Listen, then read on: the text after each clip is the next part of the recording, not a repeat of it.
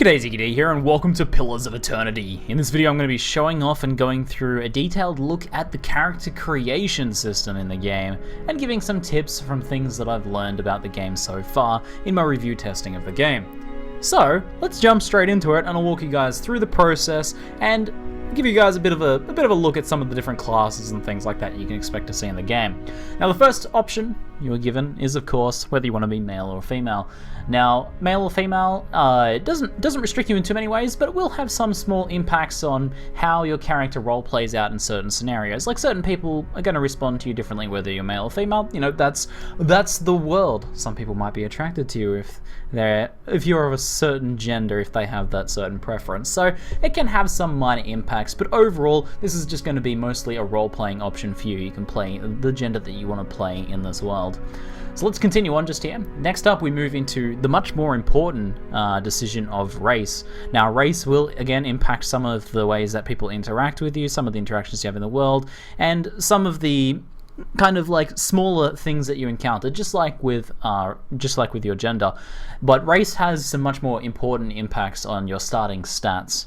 Now, it's a big aesthetic choice, obviously. The difference in the looks between each of the different races is pretty notable. You can further customize each of these, though. So when you see these different races here, like, just because you're like, oh, I don't really like the look of the godlike, but I'm interested in, you know, what this class offers, dexterity and intellect, don't be afraid, because you can actually customize through sub-races and then actual appearance customization. Down here on the right-hand side, you can see just there. So, for example, the godlike race is kind of a mysterious race of a mixed, you know, they're actually born this way from different races. So there's different types of godlikes first. You can see the death godlike, there's the fire godlike, the moon godlike, and the nature godlike. But then if you choose one of these guys, you can actually move on in and say, alright, which type of godlike are you? You know, maybe I was a godlike who, of the elf sort of beginnings, or maybe I was an all-in, or maybe I was, you know, maybe I was human. So you can choose the different races there. So there is sort of further customization as you move through each of those.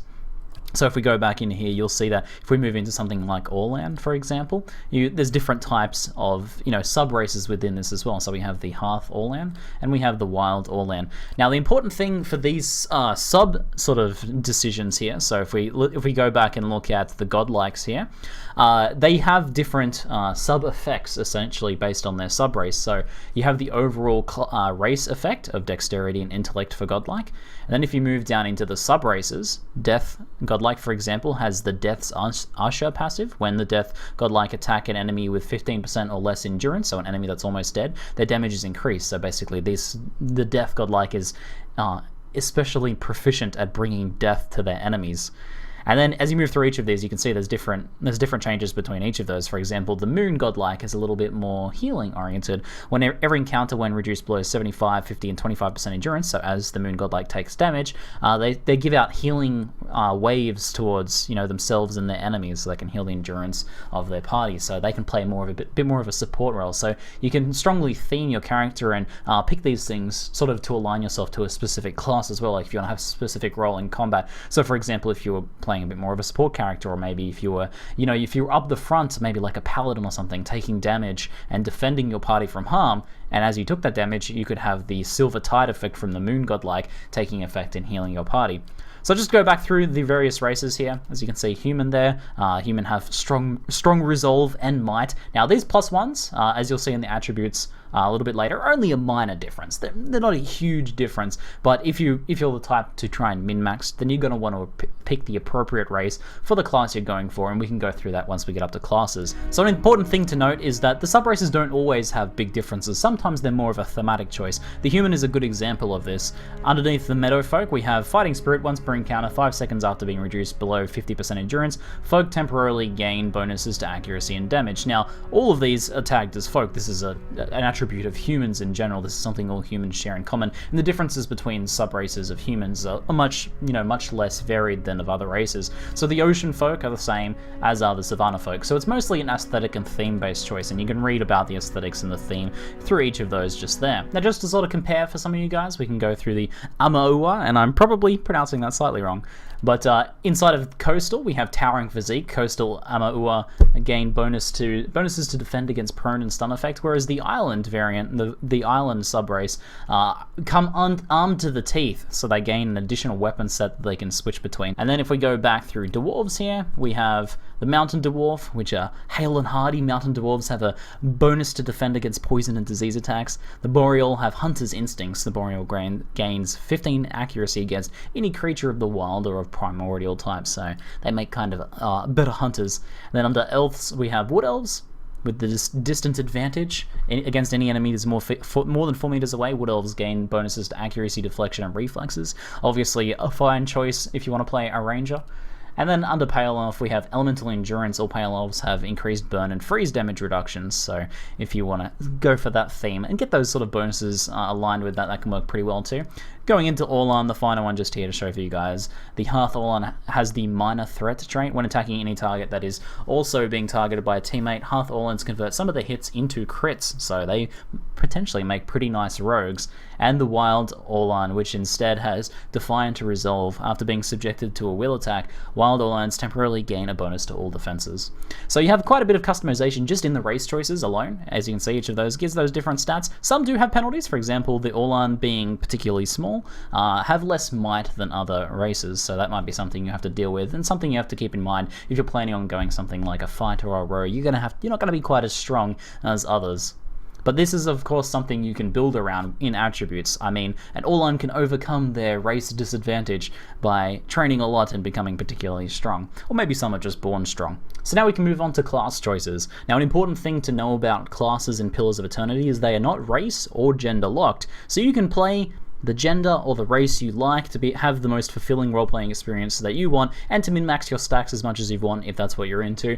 Then you can choose any class that suits your fancy. And of course, if you want to play something that makes no sense, so if you want to play an all-in barbarian or something, for example, then if that is your jam, then you can do so, and there's no restrictions on doing that, other than, you know, the minor stat penalties that you might face, or the lack of synergy. But that, for some people, makes a much more interesting playthrough. So classes have a number of important effects on the way your character plays and their stats. Now, the first thing is the starting ability. Not all classes have a specific starting ability, but instead it can be defined by unique mechanics associated with that class. But an example of a class that does have a specific starting ability is the Barbarian, which has Carnage, which essentially applies a bit of an AoE to their regular attacks. So whenever they swing their weapons, they swing with enough ferocity to damage all enemies around them. Now, on the other hand, we have, for example, the Cypher, which is a bit more of a bit of a unique style of class, and rather than having a built-in power, instead, this class has some unique mechanics associated with it. The Cypher, in particular, builds up focus and then uses that focus, its unique resource, to use its Cypher powers, which are, you know, selected separately after you select the class. Now, the second effect that choosing your class has on your character is some bonus skills, essentially. So the Barbarian has Athletics and Survival. A nice thing about the character creation tool, by the way, is that when you're sort of looking your way through this and trying to decide what you want to make, you can actually mouse over any of this red text here, and there'll be a pop-up showing specifically, or giving some more information on what that thing is exactly. So the Barbarian has Athletics and Survival. The Cypher has Stealth, Lore, and Mechanics, and these all play into the theme of the character. So we can see Athletics, Lore, and Survival here. If I go something to like the Rogue, for example, we have Stealth and Mechanics, which Mechanics is essentially like lockpicking. We have, you know, on the Priest, we have Athletics and Lore. So there's a mixture of these different bonus skills that usually have some sort of synergy or theming towards that class. Now, the final thing to note is the grouping of sort of defensive abilities just here. So there is Endurance and Health. Endurance and Health are your measure of your character's life, essentially. They're a measure of a character's vitality. Endurance is in combat, and Health is your overall. So you have essentially two health pools. Endurance is your measure of essentially when you'll be knocked out in combat, how much pain your character can take in combat before they become unconscious. And then Health is your overall sort of long-term life. That's much harder to recover and can only be recovered through rest, whilst Endurance can be healed through healing. And the Endurance and Health change based on the maths, essentially, for that changes based on the class. So different classes will be inherently tankier than other classes. Now, on the same token, accuracy and deflection changes as well. The Monk is a particularly balanced class. That's why I've selected this one just for this, because it has a pretty sort of a balanced approach to all of the different defensive mechanics, whereas something like a Ranger might have a little bit less in endurance, but maybe have higher deflection. Now, accuracy is the other mechanic in here as well, and that's a measure of your characters to hit. So all of these change depending on your class. You don't really need to, I think, worry about this too much if this is your first playthrough. This is more of a sort of informative thing if you're looking to min-max your character, but it can give you a bit of a measure of, you know, is a class tanky or not tanky, though usually the theme of the class is pretty obvious even without looking at these stats. Now, the next step is once you've chosen your class, when you hit the next button here, you actually get to choose some abilities. Now, the rogue has 2 abilities just here, and you get a choice of essentially one of these abilities. So if I unselect one there, you'll see remaining one. So the rogue has 2 starting abilities potentially that it can choose, and you can choose to start with one. So you want to blind enemies or cripple enemies. Now, depending on the class you pick, you get a number of different options. The Cypher, which is kind of a spellcastery style character, unique sort of spellcaster, instead has a choice of a larger amount of abilities, but gets to pick 2. So you can look through each of these and decide the one you want, and you can unselect and then choose the specific abilities you want to go with. Something like the Barbarian, again, only a choice of one, but if we go to something like a Wizard, which a Wizard's power is in its, is in its versatility of spellcasting, we see a much larger list of potential spells, and then a much larger sort of option. Like a Wizard is a more physically frail character, but knowledge is their power, so knowing a lot of skills or knowing a lot of spells is essential to be able to, be useful in the game. Now, another interesting exception to kind of the rules for this is and just showing again how Pillars of Eternity makes class selection a really interesting and engaging thing, is rather than choosing a skill for the priest, you instead choose a deity. So this gets to give a big theming sort of effect to your character, but it also affects how you have to play your character as well, because if you do a bunch of things that falls out of line with your deity, something that your deity would disapprove of, then that can cause repercussions in the game. Another fun one to look at is the druid, which instead of choosing abilities gets to choose which sort of shapeshift they can do, so which sort of animal they are able to shapeshift into. Okay, so the next thing is attributes, and you guys are probably used to this if you've played a lot of CRPGs in the past.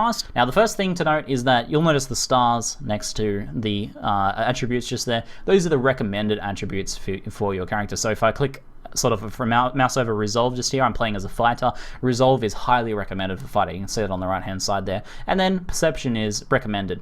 Now, the reason for this is this might seem a little bit unusual because this is a little bit different to what you see often in other RPGs, where you might see something like Perception being more for a ranger, right? So for picking out things, it's usually associated with eyesight. Well, in this particular case, this is for doing things like blocking and evading enemies, and essentially having your eyes open and being aware of what's happening in combat. So Perception, that's why that's ranked as recommended for fighter. So an important thing to know is that 10 is the baseline for all stats. Now, you'll notice I obtained some bonuses through my class and race selection. Now, you can actually subtract points if you want, and then you'll start to see the negative effects here. So I lose area of effect, duration, and minus will, which will is used for sort of opposing mental things. So if someone tries to cast a mind-based magic on you to confuse or charm you, for example, then will is what you use to resist that. So you can see the negative effects as you start to reduce these. Now, being able to reduce this is important though, because you may want to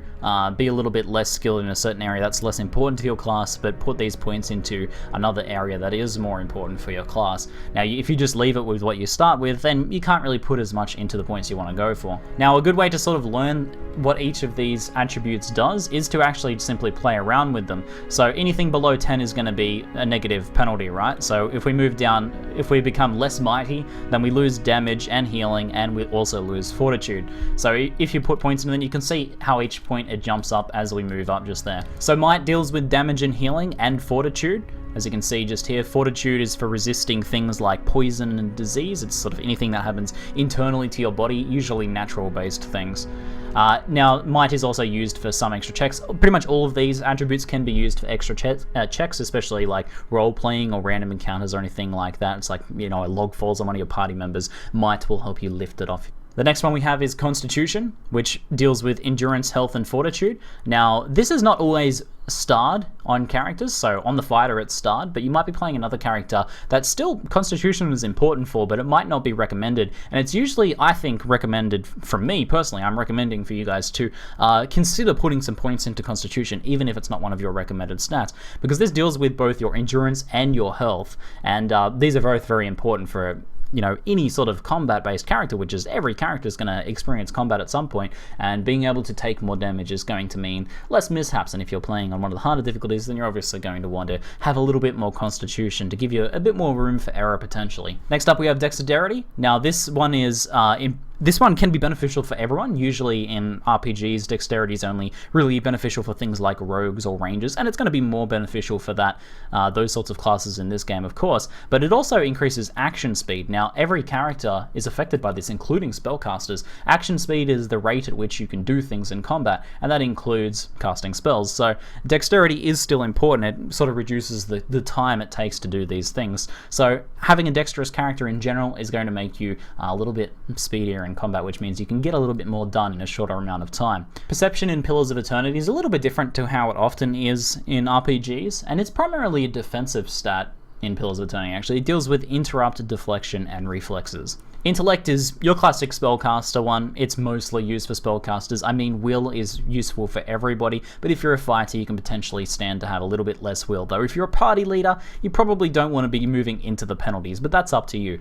If you are a spellcaster, though, pumping your intellect as much as possible is going to be very helpful because it increases the area of effect of all of your skills and the duration of them as well. Now, a nice thing to know is that if you are a fighter and you're not having much intellect, now you can kind of make up the gap with a little bit of resolve. You can see here that the fighter has highly recommended resolve, and you'll see that resolve also gives will too. So we can see intellect gives will and resolve gives will. Now I've got a -2 penalty to will just here, but if I start putting points into resolve, I can start to get a bunch of extra will, so that's going to help me out in combat. So even though I'm not particularly smart, and that sort of makes it a bit harder to deal with some particular things, like maybe an illusion has been cast, my resolve can help see me through those things that I can't quite figure out. Resolve is pretty useful for everyone. It deals with how likely you are to be interrupted, and it also deals with how likely you are to deflect attacks as well. Now, Resolve is going to be particularly nice for any sort of party leader or someone who's going to be in the thick of things or doing very important tasks. If you have a very important character who you can't afford to have interrupted, then having high Resolve can be very, very helpful. Now, the next selection after you've selected your attributes is your culture. Now, culture has a bit of an impact on your starting themed gear. Not a major one, but it's kind of cool to see how the armor changes as you move through each of the different cultures just there. Now, you can pick based on that, but I suggest picking based on the stats. Of course, if you're going for a roleplay heavy playthrough, then you may want to pick something that appeals to you based on the lore of your character and the background of your character, something that better suits you. Now, it also does give a slight stat bonus there. As you can see, perception, might, constitution, intellect, resolve, dexterity, and resolve there as well. Now this can, if we find the one that gives might, this can take you above the 19 limit that you can get from the attribute allocation usually. So we got up to 20 might just there on our fighter because we have lived a pretty hardy life in the living lands. After we've selected our culture, we get to select our background. So that is kind of like how a character was raised, the life they've led up to this point. And this also gives you a bonus, but this is to skills instead of attributes. So rather than, your birth right stat modifications, we have, how your life has shaped you. So as a colonist, you have particularly good survival skills. As a mercenary, you have good athletics and lore. You have a good understanding of the lands. As a scientist, you have good lore and mechanics. As a merchant, you have good lore and mechanics as well. Athletics and mechanics. You get to choose this. It's a very theme-based thing as well, but it also is sort of a nice way of helping you max out some of the skills that are going to be more useful. So if you maybe want to go into a bit more of a stealthy role, then having led a life of a hunter is probably going to be pretty beneficial to that job in particular. Now finally we get to modify it. Now that's everything that has an in-game effect on your character. Everything beyond this point is just personalization for you. Now you get to change the colors. Now you get to change skin color. You have a couple of choices just here. And hair color, a little bit of a wider choice. Some brighter colors and some more natural tones. And then we also get primary and secondary of the clothing. Now this can be changed at any time inside of the game as well. So if you add a character to your party, or if you decide you want to change your look a little bit, then you can do so. It's a good idea to potentially to make it party management a bit easier to see what's going going on in combat, have your characters have distinct colors, especially if they are all of the similar race. Because we can do things like, my red armored hero just there is, you know, I know who that is, that's my fighter. So if you want to use that to help you spot those characters and help you manage things a little bit better, then you can do so. There are a bunch of different head choices here, which kind of modifies the face. These choices are all different depending on your race as well. After the human, I'll show you something that's a little bit different. And then we also have hair choices just there as well, so we can change our hair through it. A number of different choices. I'll quickly scan through those for you guys. Quite a few different choices. Obviously, male and female have different hair options and different faces. But if we go back to race now, and I'm going to go to the godlike race just here, we'll choose the fire godlike for you guys. Now I can probably go back to appearance, and as you can see, we don't have the option for facial hair or hair, but we do have the option for head changes, so we can change how the character looks pretty dramatically in that regard. Now, there's a little bit less customization available just here, since these characters are very distinctive to begin with, but you do get to sort of change these things. So that depends on your race, exactly what you can change in terms of your appearance. Now, after that, you get to choose your portrait, so you probably want to choose something that matches with you, but it's up to you. You've got a bunch of different choices. There are male and female, and you can mix and match for some reason if you want to. If you want to play a female that looks with the portrait like this for some reason, then you have that option. I don't really understand. But we can move in finally to the final selection, and voice. Now, we have a bunch of different voices, both in male and female. Leading the way. They won't see me coming. I shall lead us. So you can choose something that appeals to you or that you feel suits your character, or if you want you to have a silent main protagonist, and I really like this option of the game, you can choose none. Then you can do your own character's voice work when you talk at the computer as you're playing. So guys, that is it for Pillars of Eternity's character creation. Hopefully you guys enjoyed this look at it, and hopefully you learned a few things that will help make your adventures a little bit more enjoyable. Anyway guys, make sure to stick around because I'm going to have a whole bunch of content coming on Pillars of Eternity on my YouTube channel. So that's it for now. I'm ZiggyD, and thanks for watching.